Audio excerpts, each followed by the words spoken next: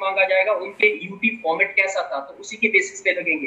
तो ये जो अब चीजें हैं, पहले हम ये मान के चल लेते हैं कि आपके हाफ ईयरली का कोई इंपॉर्टेंस नहीं है, बट अब है, इसलिए आपके हर एग्जाम की इंपॉर्टेंस है। और ये जो आपके यूटी होंगे, ये 20 नंबर के यूटी के नंबर डायरेक्ट आपके बोर्ड में जाते हैं। आपका 80 नंबर का पेपर होता है और उसमें से 20 नंबर वो होते हैं जो इंटरनल असेसमेंट के स्कूल भेजता है। तो यहाँ पे आपके नंबर अगर अच्छे आते हैं तो आपके ना सिर्फ अच्छे नंबर बोर्ड पे बन सकते हैं, बल्कि आपका फेल होने का खतरा भी कम हो जाएगा, जीरो हो जाएगा ऑलमोस्ट। क्योंकि 20 नंबर अगर ऑलरेडी आप सब्जेक्ट में ले लेते हो तो आपको पास होने के लिए सिर्फ 13 नंबर और चाहिए, जो कि आप 80 में से आराम से खींच सकते हो, कोई बड़ी प्रॉब्लम नहीं है। इसलिए सिंसियर हो जाओ। जो बच्चे क्लास नहीं लेते उनका बहुत बुरा हाल होने वाला है, और हम दोबारा रिव्यू नहीं लेंगे, ये रिवीजन करवा रहे हैं, इतना कोई करवाता नहीं है, but we are still doing it, ठीक है, बिकॉज हमें तुम्हारी चिंता तुमसे कहीं ज्यादा है। बट प्रॉब्लम ये कि आप लोगों को चिंता नहीं है, इसलिए आप लोग तो मस्त हो। और जब स्कूल खुलेंगे और जब एग्जाम होंगे उस टाइम पे बहुत सारे पेरेंट्स आएंगे, then I will ask them कि कहां थे पहले। Anyway let's continue. ये है आपके पास एक सर्किट, देख लीजिए, ये हमारे पास मान लो ये कोई वायर है, कंडक्टर है, और ये जो इलेक्ट्रॉन है, ये इलेक्ट्रॉन जो है, ठीक है, ये फ्लो कर रहे हैं, ये एरो दिखा रहा है कि इस डायरेक्शन में फ्लो कर रहा है। तो ये कुछ ऐसे समझ लीजिए जैसे आपके पास जो है, जो करंट है वो हमेशा उस डायरेक्शन में जाता है जिस डायरेक्शन में वो कम होता है, और वहां से जाता है जहां पे वो ज्यादा होता है।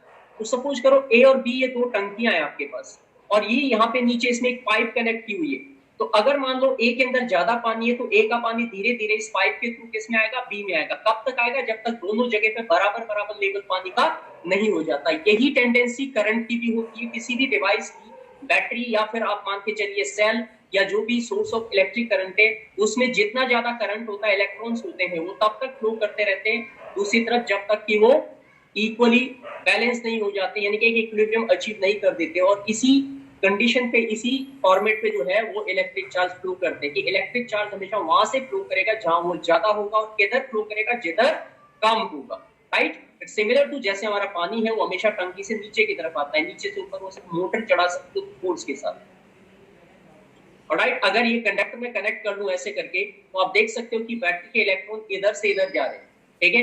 बट याद रखिएगा, हमें पता है कि नेगेटिव से पॉजिटिव की तरफ जा रहे हैं, लेकिन जो कन्वेंशनल फॉर्म होती है उसमें जो आप इलेक्ट्रिक सर्किट के अंदर एरो लगाते हैं वो पॉजिटिव टू नेगेटिव लगाते हो, क्योंकि हमेशा पॉजिटिव टर्मिनल को क्या मानते हैं, ठीक है, पोटेंशियली स्ट्रॉन्ग पॉइंट होता है, जिसका जो पुराने जमाने में होता था वो यही मान के चला जाता था कि electric current positive to negative चलता है, और ये उसी कन्वेंशनल फॉर्मेट को आज भी यूज किया जाता है। आवाज बंद कर दे गौरव, एक तो अपना मुंह नहीं दिखाते तुम लोग। ये दीपक और गौरव कहां पे, ये open up your videos right now. अगर अगले 1 मिनट में तुम्हारी वीडियो ऑन नहीं हुई तो मैं तुम्हें एलिमिनेट कर रहा हूं। आगे देखो पोटेंशियल डिफरेंस क्या होता है। पोटेंशियल डिफरेंस किस चीज को कहते हैं, पोटेंशियल डिफरेंस का सिंबल याद कर लो, वी, कैपिटल लेटर वी से डिनोट करते हैं। जैसे मैंने अभी अभी तुम्हें बताया था कि करंट का जो सिंबल होता है आई होता है, पोटेंशियल डिफरेंस का क्या होता है, वी होता है, capital V. You know work done to move a unit charge from one point to another. Work done यानी कि जो वर्क डन हम करते हैं एक पॉइंट से दूसरे पॉइंट की तरफ, उसको हम क्या कहते हैं, that is called potential difference. Simple, अभी मैंने तुम्हें बताया कि जिधर करंट ज्यादा है वो करंट कहां से उधर से कहां जाएगा, जिधर वो कम है। तो सर्किट के अंदर जब भी हम एक बैटरी या कोई सोर्स कनेक्ट करते हैं तो उसमें चार्ज होता है, ठीक है, वो बैटरी स्टोर करके बैठी हुई है। तो जैसे हम उसे कनेक्ट करते हैं तो उसमें से वो चार्ज जो इलेक्ट्रिक करंट के रूप में फ्लो करना शुरू करता है सर्किट के अंदर। तो पोटेंशियल डिफरेंस जो होता है वो वर्क डन होता है कि यूनिट चार्ज, कितना यूनिट चार्ज एक पॉइंट से दूसरे पॉइंट तक गया, ठीक है, दैट इज व्हाट। अगर ए और बी दो पॉइंट मान ले और ए पे जो चार्ज है वो आपके पास ज्यादा है, तो ए से बी पे कितना चार्ज, कितने यूनिट चार्ज गया, यूनिट टाइम के अकॉर्डिंग कितना वर्क उसने किया, मतलब कितना करंट फ्लो हुआ, तो कितनी उसमें से इलेक्ट्रिसिटी पैदा हुई, कितना बल्ब जला, and so on. That is what we call potential difference कह सकते हो आप उसको। पोटेंशियल डिफरेंस को आप डिनोट करते हो, ये फॉर्मूला इसका वर्क अपॉन में चार्ज से, वर्क अपॉन चार्ज। और वर्क अपॉन चार्ज की अगर हम बात करें तो वर्क का फॉर्मूला W होता है, चार्ज का फॉर्मूला मैंने आपको क्या बताया था, Q होता है, और वर्क का ऐसा यूनिट होता है जूल, और चार्ज का होता है कूलम। तो ऐसा यूनिट क्या हो जाएगा इसका, इट विल बी जूल पर कूलम, समझिए।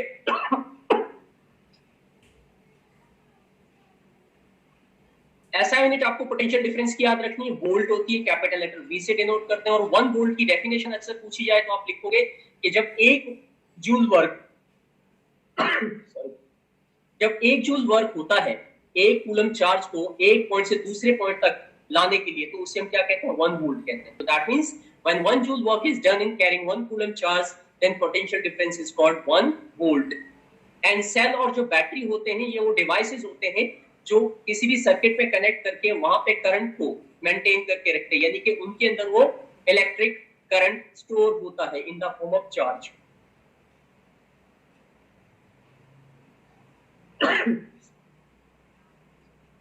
अब बात करते हैं पोटेंशियल डिफरेंस जो है उसको मेजर करने के लिए जिस डिवाइस का आप यूज करते हैं उसको कहते हैं वोल्ट मीटर।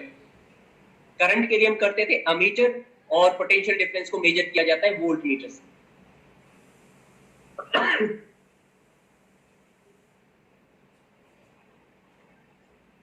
ये वोल्ट मीटर का सिंबल है, डायग्राम देखिए। वोल्ट मीटर कुछ इस तरीके से नजर आता है। Alright, it has high resistance, इसका रेजिस्टेंस काफी हाई होता है and it always connected in parallel, और इसको हमेशा हम किस में कनेक्ट करते हैं, पैरेलल में कनेक्ट करते हैं। ओके, ये इसका सर्किट डायग्राम देख लीजिए। सर्किट डायग्राम में ये आपके पास की है, ये बैटरी लगी हुई है, बल्ब लगा हुआ है। इसको हम अगर मैं इसमें ये कनेक्ट करना चाहता हूँ वोल्ट मीटर, तो मुझे यहां कहीं कनेक्ट करना पड़ेगा ऐसे करके अलग से साइड में।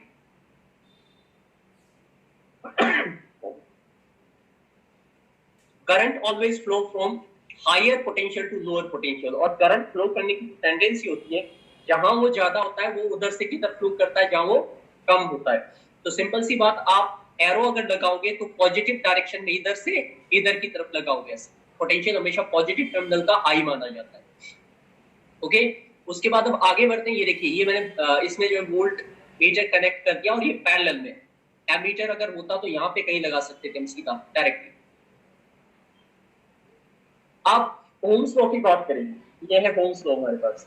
ओम्स लॉ क्या होता है, ये देखिए। ओम्स लॉ हमेशा ये कहता है कि जो मैंने अभी थोड़ी देर पहले बताया था कि जहां पे पोटेंशियल ज्यादा होगा चीज उधर से कहां जाएगी, जहां पे पोटेंशियल क्या होगा, कम होगा। यानी कि इसको आप ऐसे समझिए जैसे आपने 9th के अंदर अगर आपने ऑस्मोसिस पढ़ा है, डिफ्यूजन पढ़ा है, तो जो फ्लो गैसेस होता है या लिक्विड होता है वो हमेशा हायर टू लोअर होता है। यहाँ पे करंट की टेंडेंसी भी कुछ वही है, इसी बात को मैं समझाने की कोशिश करूंगा। यहाँ पे देखिए, जो ओम्स लॉ है उसको डिनोट किया जाता, वो बताता है, ओम्स लॉ कहता है कि potential difference is directly proportional to current. पहली लाइन स्टेटमेंट भी ये लिखोगे इसकी, potential difference is directly proportional to current. मतलब जितना ज्यादा पोटेंशियल डिफरेंस होगा, यानी कि जितना ज्यादा स्टोरेज होगा आपके पास चार्ज का, करंट भी उतना ही ज्यादा फ्लो करेगा जब उसको कनेक्ट करेंगे। ठीक है, और यहाँ पे ये जो प्रोपोर्शनलिटी का साइन है, जब हम इसको हटाते हैं और इसको इक्वल टू लगाते हैं तो हमें यहाँ पे एक क्या लगाना पड़ता है, कांस्टेंट वैल्यू लगानी पड़ती है। और वो कांस्टेंट वैल्यू क्या है आपके पास, रेजिस्टेंस है, दैट इज रेजिस्टेंस। तो ये फॉर्मूला आपका फाइनली क्या बन जाएगा, V इज इक्वल टू होता है I इंटू R, जहां पे R होता है रेजिस्टेंस। रेजिस्टेंस का मतलब है कि अगर आपको बिल्कुल प्लेन रोड पे दौड़ाया जाए तो आप बड़े आराम से भागोगे, कोई प्रॉब्लम नहीं आएगी क्योंकि रास्ता साफ है, क्लीन है। बट अगर आपको जो है उबड़ खाबड़ रास्ते पे दौड़ाया जाए तो आपको दौड़ने में दिक्कत होगी, क्योंकि वो रास्ता आपको क्या कर रहा है, जो डिफिकल्टी महसूस करवा रहा है। You are not able to move so fast over there. अब इससे क्या साबित होता है, इससे साबित होता है कि जब हमारा रास्ता प्लेन था तो स्मूथ मूवमेंट थी, there was no blockage at all. और जब आपका रास्ता जो हमने क्या कर दिया, ठीक है, जिगजैग कर दिया, तो आपके पैर कभी मुड़ रहे हैं, कभी कुछ हो रहा है, दैट्स व्हाई आपकी स्पीड क्या करेगी, हिंडर करेगी। और इसी चीज को हम रेजिस्टेंस कहते हैं, यानी कि एक तरीके का प्रतिरोध, कि जब भी करंट किसी सर्किट में से फ्लो करता है तो उस टाइम पे वो सर्किट का जो मेटल है, कंडक्टर है, वो कितनी अच्छी क्वालिटी का है, वो डिपेंड करता है कि वो इलेक्ट्रॉन को कितनी आसानी से फ्लो करने देगा। अगर वो अच्छी क्वालिटी का है तो इलेक्ट्रॉन इजीली फ्लो करेंगे, रेजिस्टेंस बहुत कम होगा और करंट मैक्सिमम फ्लो करेगा। बट अगर उसकी क्वालिटी की स्टैंडर्ड अच्छे नहीं है तो वो रेजिस्टेंस ओपन करेगा, जिसकी वजह से करंट को चलने में या इलेक्ट्रॉन को मूव करने में प्रॉब्लम आएगी, एंड दैट विल क्रिएट, आप कह सकते हो, रेजिस्टेंस। रेजिस्टेंस जब भी सर्किट के अंदर होता है तो रेजिस्टेंस की वजह से वो सर्किट या कह लीजिए वो डिवाइस गर्म हो जाता है। आप अपने फोन को जब यूज करते हो तो थोड़ी देर तक लगातार आप यूज करो तो गर्म होने लगता है। वो कारण वही है कि उस सर्किट के अंदर, ठीक है, जो करंट या चार्ज फ्लो कर रहा है बैटरी से, वो कहीं ना कहीं वो सर्किट उसमें रेजिस्टेंस ऑफर कर रहा है, जिसकी वजह से वो सही से नहीं फ्लो कर पा रहा है और हीटिंग इफेक्ट हो रहा है। This is what we call simply the, इसको हम क्या कहते हैं, ये हमारे पास जो है